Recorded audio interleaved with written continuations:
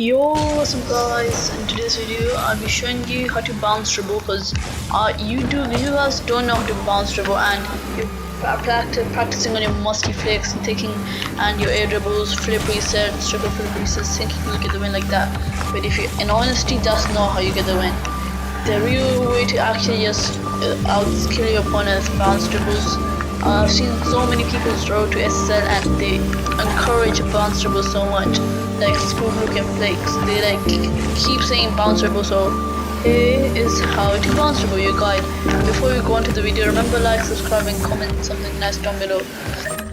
Okay, for bounce dribbling, step 1, you need to understand how to keep the ball up. Like this is what a bounce dribble looks like, but the thing is, first of all, you need to, if you hit the car like this, it's not gonna go high. But then if you aim it when it hits the ground like that, it's gonna go high. Let me show you a good example of this. Yeah, you see if I hit it like that, so it's gonna go high. But if I do it like this, it's not gonna go as high. Sorry for the lag. So if we keep doing that like that, you need to understand if you hit the ball like that, it's gonna go high. So it should look like this. You need to understand that you can keep the ball up like that. But the thing is, that people mistake that sometimes they just want to go for like a dribble, and that's actually in most cases not better than a bounce dribble. This bounce dribble has a speed. Like if I show you this speed, like dribbles, I guess if you're good at dribbling, like do you see that speed? I guess if you're good at dribbling, you can do with dribbles, but everyone says bounce dribbles are better. But I mean, if you just prefer flicking, you can just instead of going for a bounce dribble, you can just go for a nice flick.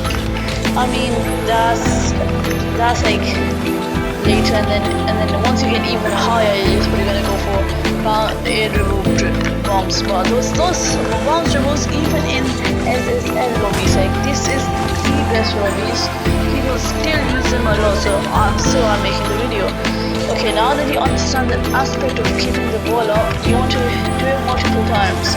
What I recommend is every time you do your training or warm up, you do the hot potato routine. Sorry, it's not going to copy there, okay? So you just keep the ball, and then every time it touches the ground, touch it. Think of it like a game of hot potato. If you keep doing this and then reset like that, you're gonna understand how to bounce dribble more, and in turn doing so, like having a good bounce dribble, like someone like that.